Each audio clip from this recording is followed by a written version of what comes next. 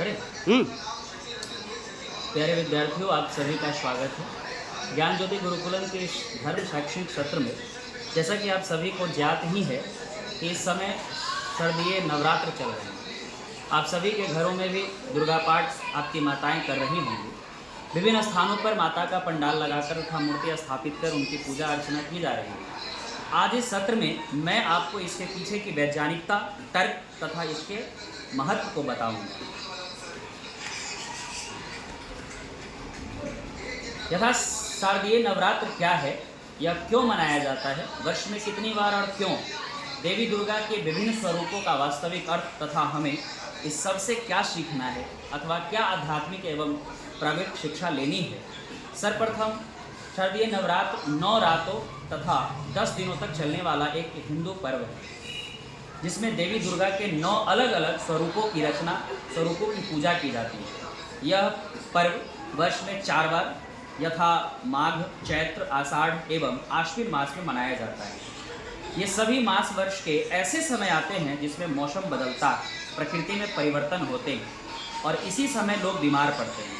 इस पर्व में हम माता प्रकृति के आरोग्य एवं स्वास्थ्य की प्रार्थना करते हैं। हे देवी प्रकृति, इस बदलते ऋतु के हम पर कृपा करना कि हम सब स्वस्थ रहें, प्रसन्न रहें। पुनः इस पर्व में लोग जो व्रत करते हैं उसके अंतर्गत लोग एक ब्रह्मचारी का जीवन जीते हैं। यथा शुद्ध उपासना, सात्विक भोजन करना, अच्छा दिनचर्या, अच्छा भोजन आदि, फल फूल खाना, मौसमी फल सब्जियों से प्राप्त होने वाले जो भी विटामिन एंड खनिज है हमारे शरीर का पोषण होता है। दूध लेने से हमारे शरीर में कैल्शियम भरपूर मात्रा में प्राप्त होता है। शरीर का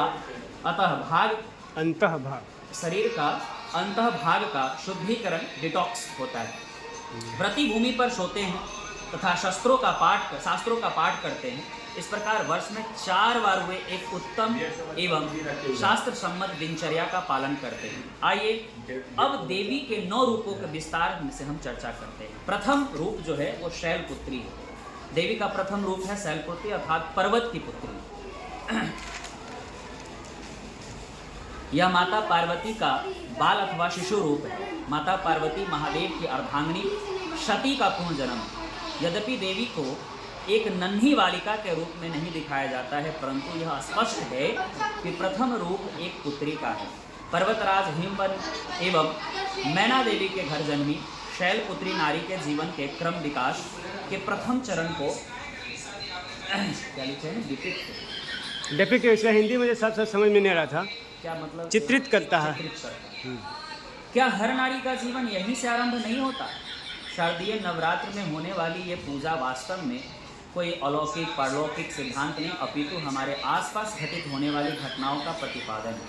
यह परिवार, समाज एवं विश्व से जुड़ा हुआ विषय है जिसे लोग समझ नहीं पाते। इस प्रकार शैलपुत्री माता पार्वती का ही एक अन्य नाम है। दूसरे रूप का वर्णन अगर हम करें तो वो है ब्रह्मचारिणी। दूसरे दिन देवी के दूसरे रूप की पूजा की जाती है जो ब्रह्मचारिणी के नाम से जानी जाती है। यह नारी के जीवन के क्रम विकास का अलग चरण है जिसमें देवी अपनी किशोरावस्था से दिखाई जाती है। इस रूप में देवी को एक साध्वी के रूप में दिखाया जाता है जो अपने जीवन में किसी लक्ष्य की प्राप्ति हेतु माता पार्वती जो सती का ही पुनर्जन्म है, वो महादेव को पति रूप से पाने की कामना के साथ साथ जन्मी थी। इस चरण में देवी अपने इसी लक्ष्य की ओर अपने कदम बढ़ाती है। अपने लक्ष्य को प्राप्त करने हेतु देवी कठोर तपस्या करती है। एक किशोरी के रूप में देवी अपने लक्ष्य को क्या लिखे हैं, मटेरियलाइज करती है। मैं इसका हिंदी में क्या बोलेंगे मुझे समझ नहीं आ रहा था। मटेरियलाइज होने के इसको मूर्त रूप देना, अपने लक्ष्य को प्राप्ति के लिए काम करना, मैनिफेस्ट करना शुरू करना, अभिव्यक्त करना। यहाँ हमें सीखना चाहिए कि केवल लक्ष्य साधने से लक्ष्य की प्राप्ति नहीं होती, बल्कि उसके लिए कठोर तपस्या, श्रम, परिश्रम, पुरुषार्थ करना पड़ता है। इसी प्रकार इस चरण में देवी ब्रह्मचारिणी ब्रह्मचर्य का आचरण करते हुए अपने लक्ष्य की प्राप्ति हेतु कर्म करती है। इसी अवस्था में नारी स्वयं की एक अपनी पहचान बनाने के लिए प्रेरित होती है, क्योंकि इसके पहले की चरण में वे अपने पिता की संतान के रूप में जानी जाती थी, जैसा कि सभी के साथ होता है। इस चरण में नारी का जीवन एक आकार लेना, लक्ष्य साधना तथा उसकी ओर अग्रसरित होना आरंभ होता है। यहाँ बहुत सारी बेटियाँ बैठी है जो इस चरण से होकर गुजर रही है, अर्थात किशोरावस्था से, जिनके कुछ सपने हैं, कुछ बनना है, कुछ बड़ा लक्ष्य लेकर के आगे बढ़ रही हैं। इसी देवी ब्रह्मचारिणी के सामने अपने लक्ष्य की प्राप्ति हेतु श्रम और तप करे। ये ब्रह्मचारिणी का रूप स्वरूप वर्णन में आता है। तृतीया है चंद्रघंटा।